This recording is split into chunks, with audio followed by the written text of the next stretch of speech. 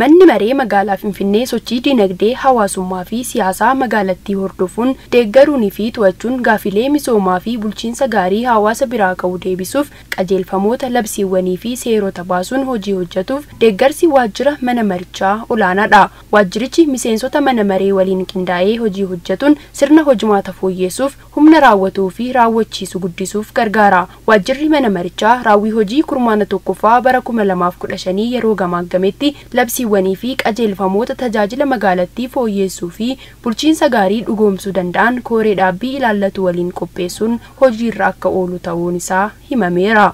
እንደ ጽሕፈት ቤት ብቻ ሳይሆን ምክር ቤቱ እንደ ምክር ቤት እንደ ህዝብ ተወካይ akka waajjiraatti qofa osoo hin taane manni marichaas akka mana mariitti akka bakka bu'aa ummataatti imaanaa ummataa haala ba'achuu danda'uun karoora qopheessuu akka danda'u miseensota mana marichaa hunda waliin karoora wal dubbisee akka qabaatan taasisneerra. Kurmaana kanatti yaa'iin yeroo lammaffaa gaggeeffameera.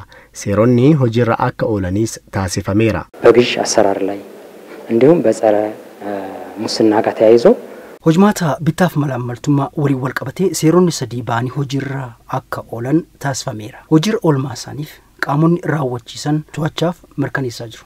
Filatamtoonni magaalattii fi bakka buutonni ummataa kurmaana kanatti jiraatota magaalichaa isaan filatan waliin marii taasisanii gaafilee misoomaa fi bulchiinsa gaarii irratti mari'achuuf qindoomina isaan barbaachisu cimsuu keessatti waajjirri mana marichaa deeggarsa akka taasisee eerameera.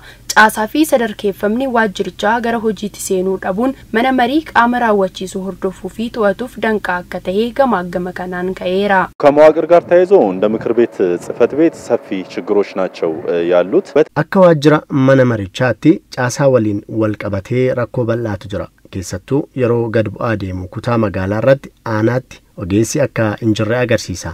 Kun immoo hanga gadiitti deeggarsaaf to'annoo qindaa'aa ta'e akka hin taasifneef danqaa nutti ta'eera. በተለያዩ ወረዳዎች ላይ የሚነሳው ወጥነት ያለው ስራ ለመስራት የፈጻሚ አለመሟላት አለ። አናሌ ሁንደረቲ ከንከው ሆጂ ኢትፉፋተ ሆጀቹፍ hanqinni raawwachiisaa jira kan jedhudha. Kanaafuu manni marichaa hojumaata isaa cimsuuf caasaan hojiirra ooluu qaba jedheen yaada. Aanaarraa hanga giddugalaatti rakkoo sadarkeeffamaa waajjira mana marichaa keessa jiru caasaan furuu danda'a jedhamee yaadame yeroo dhiyootti gara hojii akka seenu himamee jira. አደረጃጀት ጥናት ጨርሰናል። Qo'annoo sadarkeessaa xumurreerra. Caasichas akkasuma imaanaa hawaasaaf galame milkeessuuf immoo caasaan kun murteessaadha. Kanaaf kurmaana dhufuutti guutummaan guutuutti gara hojiitti kan seennu ta'a. Caasichaanis dambiiwwanii fi labsiiwwan magaalattiin baastee qo'annoon sirreessuu fi baasuuf sadarkeeffamni dandeessisuu hojjetamaa akka jiru himamee jira. አሁን ህግ ማውጣት የፍላጎት ጉዳይ ብቻ አይደለም፣ ጥናት ይፈልጋል። Seera baasuun dhimma fedhii qofaa miti, qo'annoo barbaada. Fuula durattis xiyyeeffannoo kenninee kan hojjennu hanqinoota irratti fi seerota bahan bu'aan isaanii maalii kan jedhu irratti qorannoo barbaachisaa ta'e taasisuudha. Hojjettootaa fi hooggantoota waajjirichaaf afyaa'ii kutaa magaalaaf kenna tajaajilaa irrattis leenjiin kennameera.